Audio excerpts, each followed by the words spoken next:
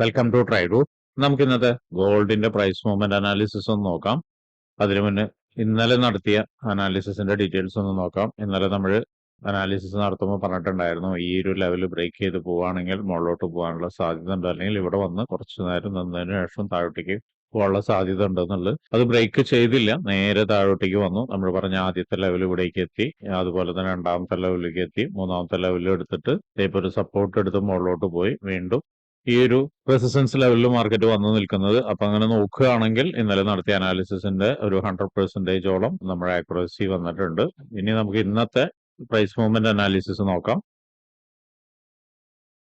ഇന്ന് one day ചാർട്ടിൽ price എത്താൻ സാധ്യതയുള്ള കുറച്ച് ഏരിയാസ് മാർക്ക് ചെയ്ത് വെക്കുന്നുണ്ട്. ആദ്യമായിട്ട് മാർക്ക് ചെയ്യുന്നത് ഈ ലെവലാണ്.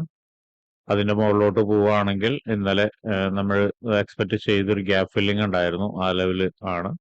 ഇനി വീണ്ടും താഴോട്ടേക്ക് വരികയാണെങ്കിൽ ഈ ഒരു ലെവലിലേക്ക് മാർക്കറ്റ് എത്താൻ സാധ്യതയുണ്ട്. കുറച്ചുകൂടി താഴോട്ടേക്ക് വരികയാണെങ്കിൽ ഈ ലെവലിലേക്കും എത്താനുള്ള ഒരു സാധ്യത ഉണ്ട്. അപ്പൊ ഇത്രയാണ് വൺ ഡേ ചാർട്ടിലെ പ്രധാനപ്പെട്ട ഏരിയാസ്. ഇനി നമുക്ക് ചെറിയ ടൈം ഫ്രെയിമിലേക്ക് പോകേണ്ടതുണ്ട്. അതിനു മുന്നേ ഇന്ന് എന്തെങ്കിലും ന്യൂസുകൾ ഉണ്ടോ എന്നുള്ളത് നോക്കാം. ഇന്ന് ഇന്ത്യൻ സമയം 7:30 USDയിൽ ഫെഡ് ചെയർ പവലിന്റെ ടെസ്റ്റിഫൈസ് ഉണ്ട്. ശ്രദ്ധിക്കേണ്ട കാര്യം, ആ ന്യൂസ് വന്നതിന് ശേഷം മാത്രമേ നമ്മൾക്ക് മാർക്കറ്റിന്റെ മൂവ്മെന്റ് മനസ്സിലാവുള്ളൂ. അപ്പൊ അതുകൊണ്ട് തന്നെ എല്ലാവരും ന്യൂസ് വരുന്ന സമയം വരെ, അല്ലെങ്കിൽ ന്യൂസ് വരുന്ന സമയത്തൊന്ന് മാറി നിൽക്കുക. അതിനുശേഷം മാർക്കറ്റ് എങ്ങനെ ബിഹേവ് ചെയ്യുന്നു എന്നുള്ളത് ബേസ് ചെയ്ത് മാത്രം ട്രേഡ് എടുക്കാൻ ശ്രമിക്കുക. ഇനി നമുക്ക് ചാർട്ടിലോട്ട് പോവാം.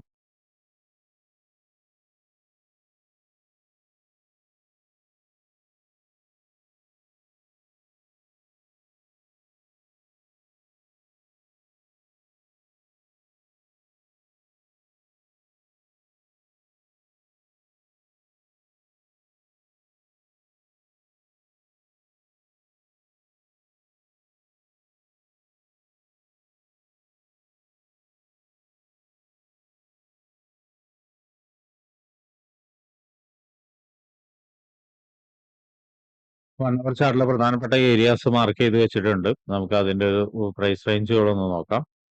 ഏറ്റവും താഴത്തെ സപ്പോർട്ടിന്റെ പ്രൈസ് എന്ന് പറയുന്നത് 3197.498 ആൻഡ് 3221.246. അടുത്തത് 3251.715.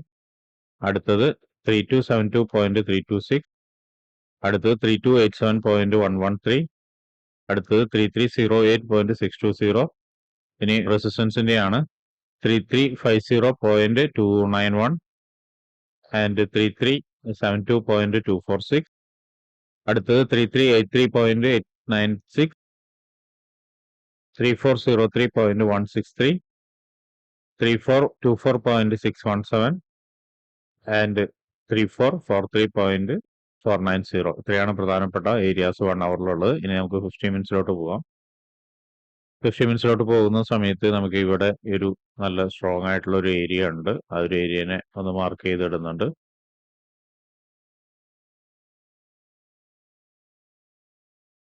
അത് റെസിസ്റ്റൻസ് ഏരിയ ആണ്. അതിന്റെ പ്രൈസ് റേഞ്ച് ഒന്ന് മാർക്ക് ചെയ്തിടാം. 3334.414, 3343.374 ഇത്രയാണുള്ളത്. ഇനി നമുക്ക് താഴോട്ടേക്ക് വരുന്ന സമയത്ത് ഒരു ചെറിയ മൈനർ സപ്പോർട്ട് ഉണ്ട് ഈ ലെവലിൽ, അതിനെ ഒന്ന് മാർക്ക് ചെയ്തിടുന്നുണ്ട്. ഇനി മാർക്കറ്റ് എത്താൻ സാധ്യതയുള്ള ഒരു ഏരിയ എന്ന് പറയുന്നത് മൈനർ സപ്പോർട്ട് തന്നെയാണ്. ഈ ഒരു മൈനർ സപ്പോർട്ടിൽ നിന്ന് നല്ലൊരു കൺഫർമേഷൻ കിട്ടുകയാണെങ്കിൽ, നമുക്ക് ഈ ലോയൊക്കെ എടുത്തിട്ട് ഇവിടെ നിന്നൊരു കൺഫർമേഷൻ കിട്ടുകയാണ് എന്നുണ്ടെങ്കിൽ നമുക്ക് എക്സ്പെക്ട് ചെയ്യാവുന്ന ടാർഗറ്റ് ഇവിടെയാണ്. ഇവിടെ ശ്രദ്ധിക്കേണ്ട കാര്യം എന്താണെന്ന് വെച്ചിട്ടുണ്ടെങ്കിൽ, നോക്കിയാൽ കാണാം ഒരു വലിയൊരു സപ്ലൈ നടന്ന ഒരു ഏരിയയും കൂടിയാണ്. സോ അപ്പൊ ഇവിടെ നിന്ന്, അതായത് ഈ ലെവലിൽ നിന്നിട്ട് ഒരുപക്ഷെ മാർക്കറ്റ് ഒന്ന് താഴോട്ടേക്ക് വരാനുള്ള സാധ്യത. കൺഫർമേഷൻ ബേസ് ചെയ്ത് മാത്രം ട്രേഡ് ആ സമയത്ത് നോക്കുക. അങ്ങനെയാണ് വീണ്ടും ഒരിക്കൽ കൂടി ഇവിടേക്ക് എത്താം. അല്ലെങ്കിൽ ഇപ്പൊ ഈ കയറി പോകുന്നത് കുറച്ചും കൂടി താഴോട്ടേക്ക് ഇറങ്ങി കഴിഞ്ഞ് ഈ ഒരു സപ്പോർട്ട് ലെവലിൽ നിന്നിട്ട് വീണ്ടും ഒന്ന് മുകളിലോട്ട് പോകാനുള്ള സാധ്യത ഉണ്ട്. കൺഫർമേഷൻ നിർബന്ധമാണ്. അത് വന്നില്ലെങ്കിൽ, അതായത് ആ ഒരു ഏരിയയിൽ കൺഫർമേഷൻ കിട്ടിയില്ലെങ്കിൽ മിക്കവാറും ഈ ഒരു ലോ എടുക്കാനുള്ള ഒരു സാധ്യതയും കൂടി ഉണ്ട്. ചിലപ്പോൾ ലോ എടുത്തിട്ട് ഒന്ന് മുകളിലേക്ക് പോവാം, അല്ലെങ്കിൽ ലോ എടുത്തിട്ട് കുറച്ചു നേരം ഇവിടെ നിന്നതിന് ശേഷം ഈ ലെവൽ ബ്രേക്ക് ചെയ്തിട്ട് വീണ്ടും ഇവിടേക്ക് തന്നെ വരാനും, അതും കഴിഞ്ഞാൽ അത് അവിടെ നിന്നൊരു സപ്പോർട്ട് എടുത്തിട്ട് ചിലപ്പോൾ വീണ്ടും ഒന്ന് മുകളിലോട്ട് വന്നിട്ട് വീണ്ടും താഴോട്ടേക്ക് തന്നെ വന്ന് ഈ ഒരു റേഞ്ചിനെ ബ്രേക്ക് ചെയ്യാനുള്ള സാധ്യത കാണുന്നുണ്ട്. ഇങ്ങനെയും കാണുന്നുണ്ട്.